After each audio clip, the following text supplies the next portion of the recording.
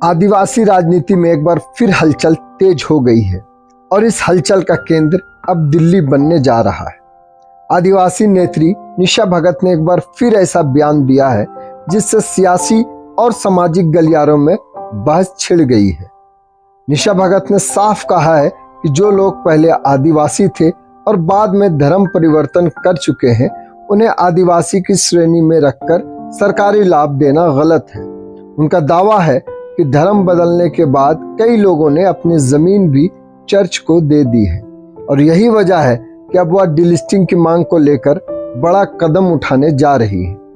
सबसे अहम बात यह है कि निशा भगत ने ऐलान किया है कि वह अपनी इस मांग को लेकर दिल्ली जाएंगी, यानी अब यह मुद्दा सिर्फ राज्य तक सीमित नहीं रहेगा बल्कि केंद्र सरकार तक पहुंचेगा। हालांकि निशा भगत के बयानों को लेकर विवाद नया नहीं है। पहले भी उनके कई बयानों पर तीखी आलोचना हुई है। शब्दों की मर्यादा तोड़ने के आरोप लगे हैं और कुछ मामलों में एफआईआर तक दर्ज कराई जा चुकी है। इधर सोशल मीडिया पर जारी एक नए वीडियो में निशा भगत ने फिर वही मुद्दा दोहराया है। आप इस पूरे मुद्दे को कैसे देखते हैं? अपनी राय कमेंट्स में जरूर लिखिए। नमस्कार, जोहार, जय धर्मेश, जय जालाल। चूंकि हम आदिवासी रूढ़िवादी परंपरा को मानने वाले, वर्षों से सदियों से जो हमारे पूर्वज जिन रीति रिवाज को मानते हैं या प्रकृति को पूजा करते हैं, हम लगातार मानते हुए सरना धर्म को अपना करके अपने परंपरा को आगे बढ़ाते रहे हैं। और आज जो 5वीं अनुसूची क्षेत्र के तहत जो पेशा अधिनियम कानून जो भूरिया कमेटी के द्वारा बनी गई थी, जो आदिवासी हित के लिए स्वशासन को लागू करने के लिए, जब इस देश में भारत का संविधान नहीं था, जब इस देश में शासन प्रशासन नहीं था, जब विधायिकी नहीं थी, तब भी हमारा जो है स्वशासन चलता था। स्वशासन के माध्यम से हमारी समस्याओं का समाधान किया जाता था। हमारे पूर्वज जो है, जो हम इस भारत देश के किसी किताब में बहुत ज्यादा लिखित नहीं मिलती हैं हमारी कहानियां, गाथाएं, लेकिन जो गाथाएं लिखी हुई हैं वो अमिट है और ऐसी गाथा है जो कि इस भारत देश के प्रति एक अमिट छाप छोड़ती है और हम भारत देश में एक धरोहर के रूप में रह गए हैं। हमारा जो संस्कृति, हमारी परंपरा की वजह से भारत देश को संस्कृतियों का देश कहा जाता है। और इस 5वीं अनुसूची क्षेत्र में जब हम बाहरियों को नहीं आने दे सकते हैं, तो फिर हम विदेशी धर्म के लोगों को यहाँ धर्म प्रचार करने के लिए क्यों दे रहे हैं? ये चंगाई सभाओं का परमिशन किसने दिया? हिंदू, मुस्लिम, सिख, ईसाई के जितने भी भगवान है, देवी देवताएं हैं, हम सम्मान करते हैं, लेकिन ये मिशनरी जो चर्च के दलाल प्रवृत्ति के लोग हैं, आप देखिएगा कि लगातार हमारे झारखंड की 5वीं अनुसूची के तहत आने वाली हमारी व्यवस्थाओं का जमीन, जो पढ़ा राजाओं का जमीन, जो स्वशासन को चलाने के लिए जो व्यवस्था दी गई थी, जो जमीनें, उसको तक ये धर्मांतरित ईसाई जो है बेचने का काम कर रहे हैं, लगातार हमें छलने का काम कर रहे हैं।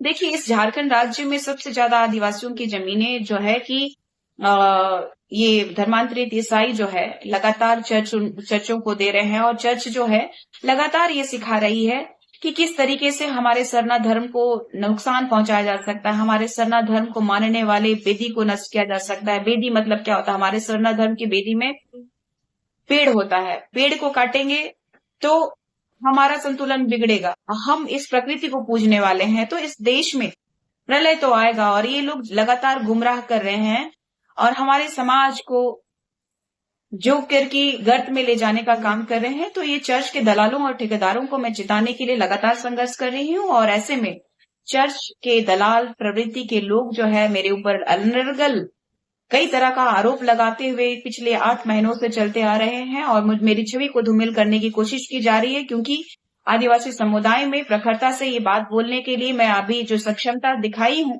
तो लगातार जो इनका प्रहार रहा है इससे मैं डरती नहीं हूँ और ना डरूंगी, क्योंकि आने वाले समय में इनको मैं संवैधानिक तरीके से जोरदार जवाब दूंगी कि इन लोगों की मंशा क्या रही है और ये लोग किस तरीके से हमें गुमराह करने की कोशिश कर रहे हैं। लेकिन ये सरकार की चाल को समझने की कोशिश कीजिए। देखिए, नगड़ी प्रकरण में अपनी जल जंगल जमीन बचाने के लिए जब रिम्स 2 का प्रकरण था, उस समय भी सीओ साहब के द्वारा कई आदिवासियों पे केस हुआ था, मेरे पे भी केस हुआ था। उस समय ही प्रशासन के द्वारा हम पे केसेस लगाए जा सकते थे, एक्स्ट्रा केसेस। लेकिन क्या है कि आज के समय में मुझ पे 2 केसेस लगाया गया नगड़ी प्रकरण में। एक डॉक्टर इरफान अंसारी साहब जो कि स्वास्थ्य मंत्री जी हैं, उनके चेले चमाटे ने किया। पहला है कि दूसरा है कि सीओ साहब ने किया। तो 2 केस नगड़ी प्रकरण में हुआ था, समझने का फेर है। अभी देखिएगा कि 6 तारीख को, इसी 6 तारीख को अरगोड़ा थाना में मेरे खिलाफ एक दायर हुआ है केस, जो करके सीएम साहब को के बारे में अभद्र टिप्पणी करने को लेकर के। इनसे वो चीज नहीं हुआ कि निशा भगत को अरेस्ट करने के लिए इतना सक्षम नहीं है, केस स्ट्रांग नहीं है। तो इन लोगों ने साजिश के तहत 8 तारीख को पुनः केस किया। तो मैं इसका भी उद्भेदन बहुत जल्द करूंगी। जिन लोगों ने साजिश और षड्यंत्र के तहत मुझे फंसाने की कोशिश किए हैं, तो उनका भी पर्दाफाश करूंगी कि उनकी साजिशें क्या थी, उनका षड्यंत्र क्या है। ये सहज तरीके से, जिस तरीके से एक आदिवासी बेटी को नुकसान पहुंचाने की कोशिश कर रहे हैं, तो इन लोगों के गिदड़ भभकी से निशा भगत डरने वाली नहीं है। लेकिन इन लोगों के ऊपर जो प्रहार होगा ये जबरदस्त होगा। ये धर्मांतरित मिशनरी और इस झारखंड सरकार के चमचे के रूप में लगातार प्रहार कर रहे हैं, तो इनको भी जवाब दूंगी। और धर्मांतरण का खेला जो हो रहा है, इसको बंद करने के लिए हम यहाँ मुंडन तो कराए हैं, लेकिन दिल्ली जा करके इसका विरोध करेंगे, डिलिस्टिंग की मांग करेंगे और डिलिस्टिंग होकर के रहेगा। भारत की जनगणना जब झारखंड में पहुंचेगी, तो झारखंड की जनगणना से पहले ही हमें डिलिस्टिंग का मांग करने के लिए दिल्ली रवाना होना होगा। और मुझे जहां तक उम्मीद है कि हमारे आदिवासी समुदाय इस बात को समझ रहे हैं, इसे भटकना नहीं है। जिस तरीके से अपने संस्कृति, अपने परंपरा, स्वशासन को लागू करने के लिए जद्दोजहद किया हमने, स्वशासन को लागू तो कर दिया गया है सरकार के द्वारा। जब प्रेशर किया गया, माननीय हाईकोर्ट ने प्रेशर किया कि आप ये 5वीं अनुसूची के तहत आने वाला झारखंड राज्य में पेशा अधिनियम कानून लागू करिए, तो आज जब लागू हुआ तो ये हो गया फेवर में कि धर्मांतरित ईसाइयों के पारंपरिक शब्द डाल दिया गया। और कई ऐसी जो चीजें हैं जो कि आदिवासी अस्मिता को खतरे में डालता है। तो आपको सजग होना होगा। सभी आदिवासी भाई बहनों को अपनी अस्मिता को बचाने के लिए, ग्राम सभा को मजबूत करने के लिए अपने आप को स्ट्रांग करना होगा। और इन धर्मांतरित ईसाइयों को जो लगातार हमारी स्वशासन व्यवस्था की जो जमीनों को या तो हमारे धार्मिक आस्थाओं पे प्रहार कर रहे हैं, उनको मुंह तोड़ जवाब देने का अब समय आ चुका है। जोहार, जय धर्मेश, जय जलायो, जय झारखंड, जय आदिवासी। उलगुलान जारी रहेगा।